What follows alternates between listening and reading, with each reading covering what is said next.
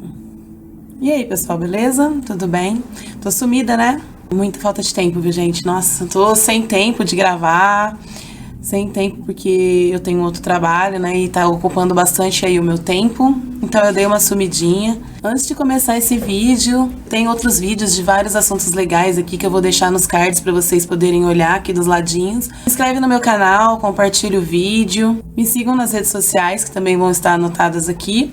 Espero que vocês gostem e dê like no vídeo, tá? Porque o meu intuito com esse vídeo é ajudar pelo menos uma pessoa. Se eu ajudar pelo menos uma pessoa, eu já vou estar feliz. Eu tô aqui apenas contando a minha experiência, o que aconteceu comigo, pra poder, sei lá, de repente ajudar alguém que tá passando por isso agora, que tá na fase mais crítica, que de repente tá depressivo com esse problema. Então vamos começar. Bom, pessoal, é o seguinte. Por volta de julho do ano passado, há um ano atrás, exatamente, né? Quase um ano atrás, no finalzinho de julho de 2015, eu comecei a sentir umas coisinhas esquisitas dentro do meu tórax, do meu peito. Pareciam pulinhos, parecia que o coração ou o estômago não dava pra discernir direito onde era bem aqui assim, ó. Parece que fazia bum, mexia. Não sei explicar. Parecia que tinha hora que eu achava que era o coração que mexia, esquisito, parecia que dava um pulo. Outra hora eu achava que era o estômago. Isso começou a me incomodar. Começou do nada. Eu sempre fui uma pessoa muito ativa, muito ligada a esporte. Porque se eu paro de praticar esporte, eu sempre dou uma engordada. Então eu sempre cuidei dessa parte e sempre gostei muito também de praticar esporte. Então eu comecei a sentir assim do nada, porque a minha rotina de esporte já era bem antiga, sempre fui em academia e eu acho que eu nunca contei aqui no canal, mas eu também era professora de zumba, eu dava aula de zumba. E além de eu dar as aulas de zumba de segunda a quinta, né, eu tinha 2 turmas que cada turma fazia 2 vezes na semana, era bem legal. Eu, além de eu dar essas aulas de 45 minutos de zumba, quem faz zumba ou já fez, ou já viu pelo menos aqui no YouTube, pesquisou pra ver que a aula de zumba é uma aula aeróbica muito intensa, né? É bem cansativa e é gostosa, é prazerosa, né? Então eu dava essas aulas de segunda a quinta, mas eu também fazia academia como aluna. Eu frequentava a academia de segunda a sexta, e às vezes ia até os sábados também. Fazia outras aulas aeróbicas, que eu amo aula aeróbica, então eu fazia body jump, né? Body step, body attack, body pump, que é aquela aula dos pesos, porque como eu não gosto muito de musculação, então eu fazia aula com os pesos, né? Fazia todas as aulas que tinha na minha academia, eu amava participar, de segunda a sexta e de sábado eu também ia, às vezes de manhã, fazia crossfit, era uma vida bem intensa. E eu tava, nessa época, em julho, eu tava com uma alimentação bem bacana, tinha emagrecido bem, as meninas até falaram, nossa, Marcela, como que você emagreceu, como que você tá legal, você tá no auge, né, tal. Eu tava bem feliz com o corpo que eu tava conseguindo ficar, né. E com o ritmo de vida que eu tava levando, porque eu unia o prazer ao trabalho. Eu tinha um outro trabalho também numa outra empresa, né, que era na Raco, que eu acho que eu já comentei com vocês. Trabalhava no escritório da Raco, fiquei lá quase 6 anos. Então, só que nos últimos 2 anos, eu trabalhava em casa com a Raco, né, e dava aula de zumba à noite. E eram 2 empregos, ganhava muito bem. Tinha 2 empregos muito bons, dava pra tirar um dinheiro legal, porque a zumba, eu não era funcionária de academia, as turmas eram minhas, né? Então eu recebia por aluno, tinha um dinheiro legal, e apesar, né, da gente sempre ter dívida, ter essas coisas, mas dava pra viver bem. Na Raco também até que ganhava legal. E, enfim, minha vida tava tranquila, sossegada, mas a gente nunca sabe o que pode acontecer, né, de um dia pro outro, né? E quando foi um belo dia, eu tava voltando da zumba, da aula que eu fui dar numa cidadezinha aqui vizinha que eu dava. E quando eu tava na estrada voltando, eu comecei a sentir esses pulinhos, que eu achava que a hora que era no coração, tinha hora que eu achava que era no estômago. E eu falei, gente, que coisa chata, que é isso? Que negócio esquisito. Aí eu fui na casa da minha mãe e comentei com ela. Eu falei, mãe, nossa, eu tô sentindo umas coisas estranhas. Ela, isso não é nada, isso eu sinto de vez em quando. O seu irmão falou que isso daí é os nervinhos, não sei o que, elétricos do coração, mamãe. E que não tem nada a ver. Tá, ele até não tava muito errado com o que era, mas tem um pouco a ver, sim, mas tudo bem. Tá, deixei pra lá, mas estava me incomodando, porque tava muito forte, toda hora eu sentia. Só pra explicar, pra quem nunca teve, pra entender, é como se você tivesse com um soluço, e toda hora o soluço vai indo, que ele não quer passar, não começa a ficar chato? Então, era assim que eu tava me sentindo, eu tava ficando chato, já. E eu dirigindo pra tudo quanto é lado, e aquele negócio me dava, tá, continuei minha rotina, falei, uma hora vai passar, né, deve ser uma coisinha boba. Aí, na mesma semana eu fui na academia, lembro que eu fui fazer aula de step, e na aula de step eu fazendo, e eu sempre gosto de fazer com bastante intensidade as aulas para aproveitar bem.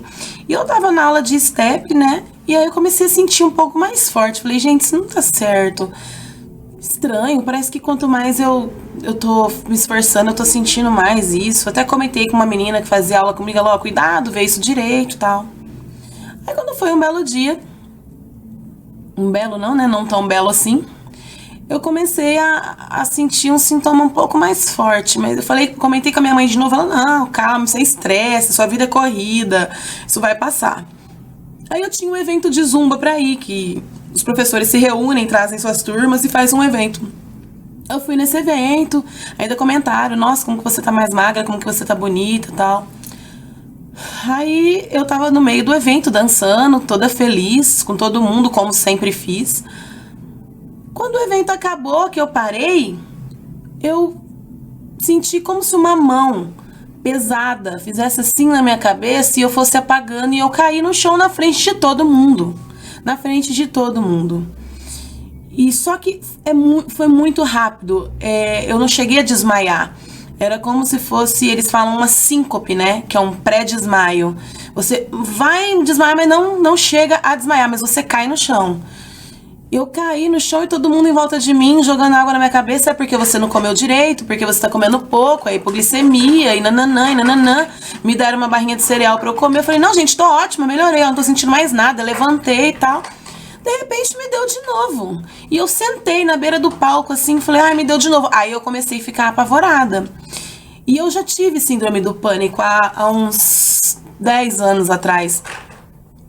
E aí eu já comecei a entrar em pânico, né? Falei, meu Deus, não dá certo. Gente, eu tô... Não, calma, não é nada. Eu falei, gente, eu tô sentindo. Toda hora parece que eu vou desmaiar. As vistas vai escurecendo. Eu comecei a ficar preocupada. Aí as meninas me levaram até o carro e ligaram pro meu marido vir me buscar. E meu marido demorando. E toda hora começava a me dar. Eu ia apagando. Eu falei, gente, eu tô morrendo. O que tá acontecendo? Eu comecei a ficar desesperada. Aí, meu marido demorou uns 10, 15 minutos que ele tava voltando de viagem. Pra mim, foi uns 15 anos, parece, que ele demorou pra chegar. E aí, ele me pegou, larguei meu carro lá, ele me pôs no carro dele e a gente foi correndo pro hospital. E no meio do caminho me deu mais várias vezes. Eu queria desmaiar e não desmaiava. Era uma sensação horrível, gente, horrível. Sabe? Parece que o coração ia parar, parece que eu ia morrer e ficava tudo escuro e pesava a cabeça. Eu não sabia explicar o que estava acontecendo. E eu desesperada, eu gritava desesperada, e meu marido mais desesperado que eu, quase bateu o carro.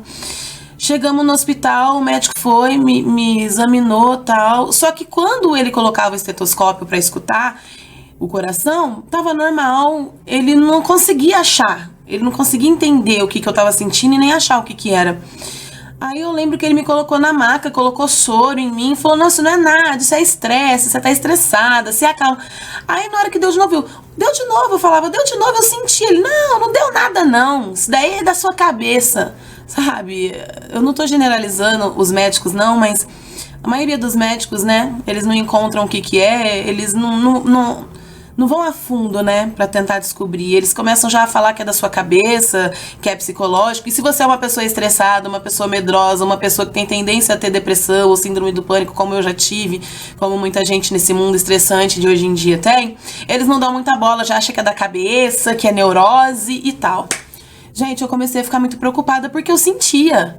Eu já tive depressão, eu já tive síndrome do pânico, eu sei que é diferente. Você sente, né, aquele negócio, ai, meu coração tá disparado, ai, tô com falta de ar, nanã. Você já sabe como que é. Eu sentia, não era isso, eu sentia, parece que o coração dava uma pausa, uma parada, e eu ia desmaiando e voltava, coisa de um segundo. Mas ninguém me entendia. E eu comecei a chorar. Aí tá, melhorei um pouco. Falei, não, melhorei e tal. Fui pra casa. À noite me deu de novo, no outro dia me deu de novo e continuou me dando. E cada vez que me dava mais forte. Eu voltava pro médico, na hora que eles escutavam, não tava dando. E aí eles não achavam nada. Porque não dava na hora que eles escutavam, não dava nada. Aí eu falei, gente, não é possível, eu não tô louca, eu tô sentindo. Eu falava, mãe, eu chorava, minha mãe, calma, filha, eu sei, eu acredito em você. Eu falava, mãe, eu tô sentindo, ninguém acredita em mim, mãe. É como se pulasse alguma coisa aqui dentro do meu peito, tum! Pulasse e eu fosse desmaiar. Gente, como eu ia no médico, voltava, fazia eletro. Na hora do eletro não dava nada, os batimentos estavam normais. Na hora de escutar não dava nada, tava tudo normal, eles não sabiam o que fazer. E aí, me encaminharam para um cardiologista. Eu marquei consulta com esse cardiologista e esse cardiologista falou para mim, vamos fazer um ecocardiograma e vamos fazer um Holter.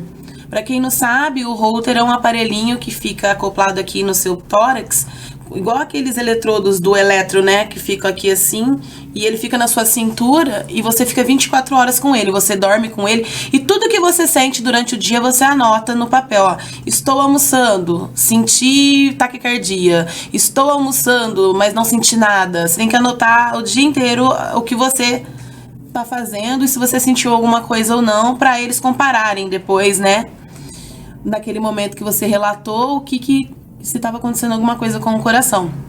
E como eu tenho um problema de estômago, eu tenho hérnia de hiato, pra quem não conhece, é só pesquisar aí também, dar um Google aí.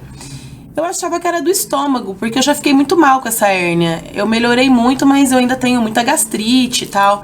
E eu fiquei muito mal. Mas aí tudo bem, eu falei, gente, tem alguma coisa errada. Não é só o estômago, não é só a hérnia de hiato, isso tá estranho.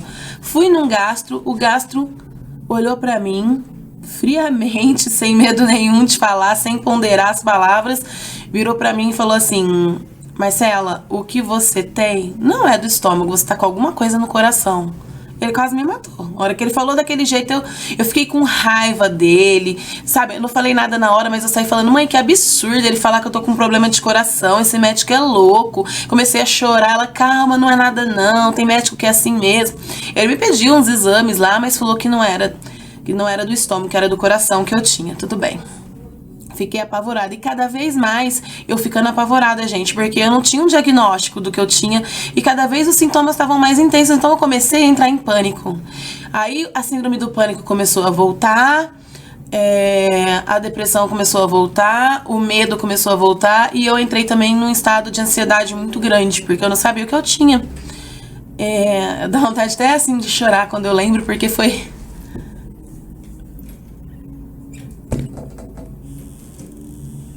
bem difícil que eu passei, né? E eu entrei num estado de estresse muito grande e a ansiedade estava muito forte, né? E eu entrei naquela TAG que eles falam, né? Que é o transtorno de ansiedade, né? Generalizada, com síndrome do pânico, que é o SP, né? Que todo mundo fala, com depressão, com tudo. E junto com esse problema que eu continuava sentindo. Então, como eu entrei num quadro, assim, de tudo junto, um misto de emoções, misturado com doença, os médicos não achavam nada. É porque é da síndrome do pânico. Eu falava, gente, mas eu não tô com síndrome do pânico e tô sentindo isso. É porque eu tava sentindo isso que eu tô entrando em síndrome do pânico, porque ninguém sabe o que eu tenho e eu tô sentindo, e eu não consigo dormir, e eu não consigo comer, eu não consigo mais... Aí eu coloquei uma menina no meu lugar pra dar aula para minhas alunas, eu não conseguia mais ir. E comecei a entrar num estado, assim, deplorável, porque as pessoas não estão sentindo, elas não entendem. O que você... Pra elas é frescura que você tá sentindo. Aí eu comecei a ficar um pouco apavorada, né? Um pouco muito, né? Apavorada. E foram 20 dias, gente. Entre indas e vindas do hospital, noite sem dormir, choro, estresse, caindo no chão. Minha mãe e meu pai ficou desesperado comigo. Meu marido não sabia o que fazer. Minha filha, tadinha, meu primo, que são as pessoas que ficaram próximas de mim e não sabiam mais o que fazer comigo. Até o meu cunhado veio pra cá passar uns dias comigo pra me ajudar.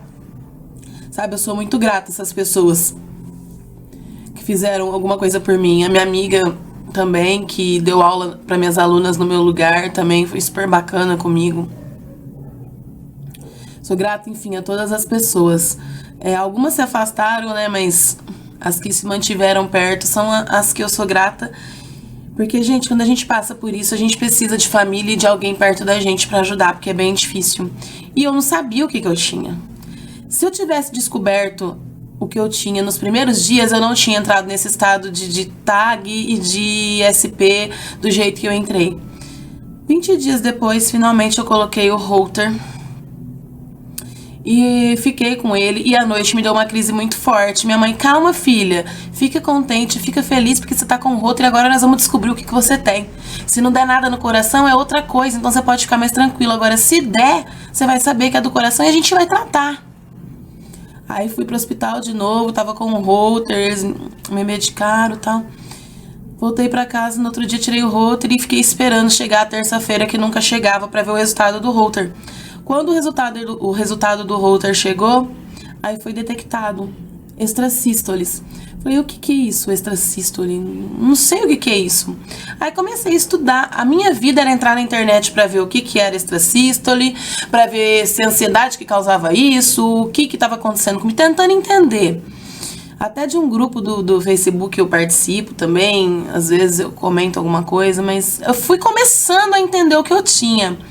Só que mesmo assim eu ainda tinha medo. Aí eu fui num arritmista, um médico especialista em arritmia mesmo. A extrasístole, ela é uma espécie de arritmia. E eu tinha também a arritmia que o coração disparava às vezes. Às vezes eu acordava no meio da noite com o coração quase saindo pela boca, mas dava tipo uns 2 segundos, passava e eu já não sentia mais nada e eu dormia tranquila. Mas quando eu comecei a ter as extrasístoles, foi quando começou a me dar a síncope, que é o pré-desmaio, eu comecei a entrar em estado de... Nossa, eu fiquei doida, gente. Aí, beleza. Eu descobri o que eu tinha. Era as extrasístoles. Ainda lembro que eu tava no médico e comecei a chorar. Era um choro misturado com alívio de descobrir o que eu tinha, com medo de ainda saber se era grave ou não. Era um desabafo. Eu chorei e falei: doutor, pelo menos agora eu sei o que eu tenho. Eu tô com arritmia, que acusou arritmia, né, no Holter, e extrasístoles, né, isoladas, bigeminadas, que eles falam também, né, que são as que provocavam a síncope. O que acontece? O que são as extrasístoles? O coração, ele tem um ritmo normal, que é o ritmo sinusal. Ele vai tum, tum, tum, tum. A extrasístole não se sabe direito, mas é mais ou menos que a parte elétrica do coração. Quando o coração é saudável como o meu, porque o meu coração é saudável, fiz o eco, não deu nada, eu não tenho problema nenhum no coração. Então acredita-se que as partes elétricas aí entram em conflito por algum motivo, ou seja, esforço demais, talvez tenha sido isso, não sei, estresse demais, correria, eles não sabem dizer o motivo certo, na verdade. Muitos médicos também têm estudos falando que é falta de magnésio na célula, uma coisa assim, enfim, não tem assim uma conclusão mesmo.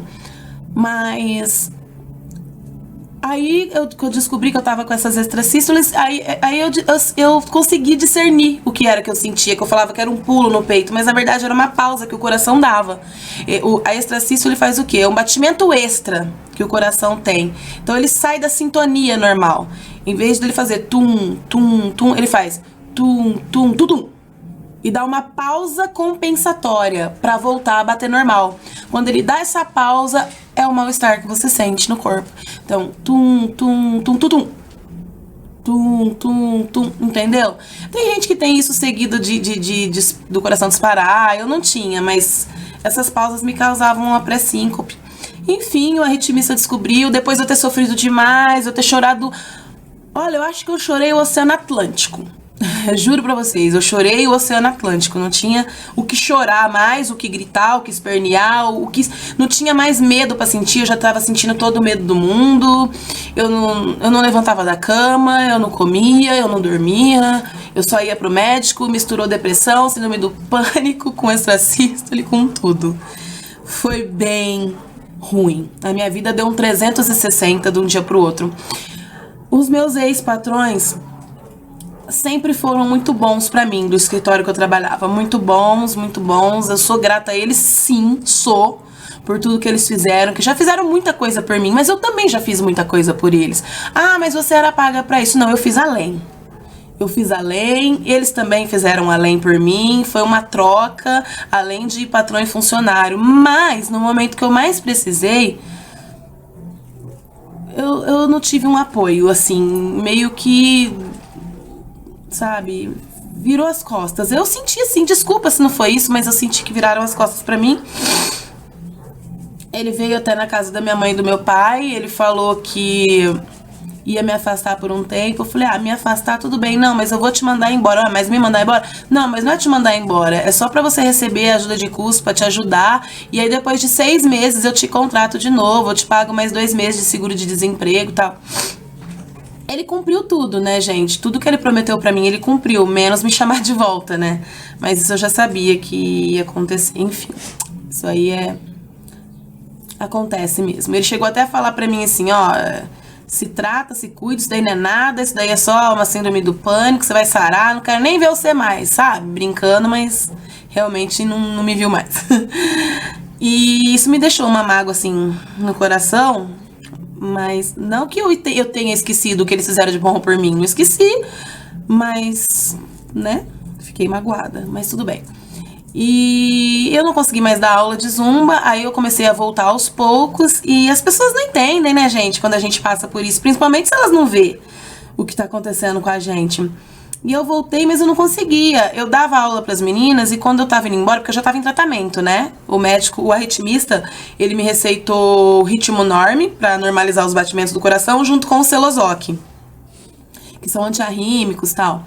E aí eu tomava, né, de manhã, à tarde, à noite, pra melhorar. Só que eu custei começar a melhorar, eu sentia um monte de outras coisas que já não tinha mais nada a ver com as extrasístoles, mas era por conta da ansiedade, do medo que eu passei, que eu comecei a sentir coisas que não tinha explicação. E então foi bem complicado de reverter o quadro por conta disso. Mas cheguei a ouvir de um médico que era frescura, que era frescura minha, que eu era uma pessoa fresca e que ele não tinha mais o que fazer por mim. Fiquei bem magoada também, mas... Nesse mundo é assim mesmo, né? É só Deus por nós e a nossa família.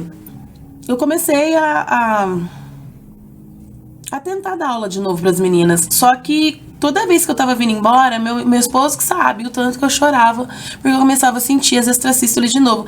Não tava mais desmaiando, dando aquelas síncopes, graças a Deus, mas sentia, e é horrível, eu não queria sentir. Até hoje eu não quero sentir, porque quem tem extrasístole, todo mundo que eu leio no grupo, que eu vejo, fala que é horrível, que é terrível, que só quem tem que sabe, que muitas vezes a família não entende, muitas vezes ninguém entende, e realmente, gente, só quem sabe. Então, eu comecei a passar muito mal dando as aulas, ainda não tava boa pra voltar, e o médico falava que não tinha nada a ver, que eu podia, que extrasístole não mata, e tudo bem que não mata, mas é horrível sentir, e se o coração parar por um segundo é horrível, né? É uma sensação de morte mesmo, a extrasístole, só quem tem que sabe. Então me limitou muito em tudo, e ela mistura com o seu psicológico e te trava em muita coisa. Então eu parei de ir na academia, eu paguei 1 ano e não fui, eu parei de tudo, assim. Eu parei de dar aula para as meninas, passei minha turma para uma outra pessoa, a dona lá da academia não entendeu minha situação, brigou comigo, eu saí como um ruim da história, como a chata, sabe? Então aconteceu muita coisa, assim. Enfim, eu tinha 2 empregos que eu ganhava muito bem, eu perdi os 2 empregos e comecei a ganhar 0, né? Minha vida financeira também deu um rolo, meu marido também não podia ficar trabalhando muito porque tinha que cuidar de mim, então as coisas deram uma dificultada aí. Só que eu com fé em Deus, né, gente? Buscando a Deus, indo na igreja, cada um tem a sua fé, eu tenho a minha fé, eu vou na igreja, eu gosto, eu busco, e Deus foi me revelando, e Deus foi me ajudando, e Deus foi me reerguendo. Então eu quero falar pra vocês que por mais pra quem esteja assistindo, seja qual for o seu problema, seja extrasístoles, seja arritmia, seja algum outro problema, seja câncer, seja qualquer problema que você tiver, fé em Deus, tá? Não desiste não. Eu pensei muitas vezes em desistir, mas eu lembrava que Deus estava me vendo, eu lia a Bíblia, eu ia na igreja, eu pedia ajuda pra minha família e eu ainda conseguia ver uma pontinha de esperança. Essa foi minha experiência pra vocês saberem que foi bem difícil o que eu passei, mas eu passei. Ainda tem as extrasístoles? Ainda tenho. Dizem que não tem cura. Mas eu praticamente não sinto mais. Eu fiz uma... Né, agora em julho, né? Nós estamos em julho, tá fazendo 1 ano que eu comecei a sentir, né? Que eu tive esses sintomas. Só que agora eu consigo viver bem mais normal, consigo viajar, consigo caminhar. Eu só não consigo fazer academia, nem muito esforço ainda, mas é mais o psicológico que me prende, né? Então, gente, graças a Deus eu tô conseguindo me reerguer, eu consegui um novo emprego, meu marido também tá com um emprego legal, a gente tá se reerguendo. As extrasístoles já não estão tão intensas mais, eu consigo andar rápido, eu consigo dançar, brincar, sabe, me divertir. A gente foi pra praia 2 vezes o ano passado, quando eu tava mais doente, né? E a gente foi pra mim dar uma distraída, eu consegui distrair, eu consegui nadar, eu consegui fazer esforço, não senti nada. Aí quando eu voltei, eu senti de novo. Aí quando eu sinto, eu dou aquela baqueada, até hoje. Quando eu sinto ela, às vezes dá uma assim, eu já fico baqueada e tal, mas aí vai indo melhor. Então o que eu quero dizer pra vocês, gente, é não desista, tá? Eu me expus aqui, eu fiz esse vídeo, eu contei a minha experiência, não tem uma vírgula de mentira, é tudo verdade, pra ajudar. Eu quero compartilhar com quem tem, pra saber, e também ajudar quem estiver precisando de algum apoio e dizer que passa, é só ter fé que passa, tá? Uma outra coisa que me ajudou muito, gente, também, além de Deus, obviamente, que, né, não precisa nem dizer, foi o cloreto de magnésio PA, que eu pesquisei na internet, comecei a tomar por conta própria, uma dosagem que não me desse diarreia, que não me fizesse mal. Comecei a tomar, e também as extrasístoles ou as arritmias podem ser provocadas, né, por essa falta de cloreto de magnésio na célula. Então acaba no exame de sangue e fala que tá normal, mas na célula pode ser que não esteja, tal. Então eu comecei a tomar, me ajudou também, mudei a alimentação. Então tudo que você puder fazer, principalmente tentar relaxar, faça, que isso vai ajudar, você vai conseguir melhorar. E em primeiro lugar, não desiste de Deus não, porque Ele não desiste de você, tá? Por favor, ora, confie, seja qual for sua religião. Apesar de eu não acreditar em religião, eu acredito que existe Deus. Deus, assim, eu acho que a religião em si, o que importa é você buscar a Deus, entendeu? Eu vou numa igreja, vou, mas eu vou lá porque lá eu me sinto bem. Eu escolhi um lugar pra ir, ter uma ligação direta com Ele, mas de casa eu também converso com Ele. Eu oro, eu peço. Então eu espero que todos que estejam passando por isso saibam que realmente não mata, realmente tem jeito, e é só confiar, e é só esperar que vai passar, tá? Não desespera não, assim como eu desesperei. Então se você tá sentindo esse pulinho, essa falinha aí no seu coração, saiba que você não vai morrer não, tá? E que desde que seu coração seja saudável, que você faça todos os exames, as extrasístoles não matam, é chata, mas não mata. E não tem cura pros médicos, né? Mas pra Deus tem, aí vai da sua fé, vai da fé de cada um.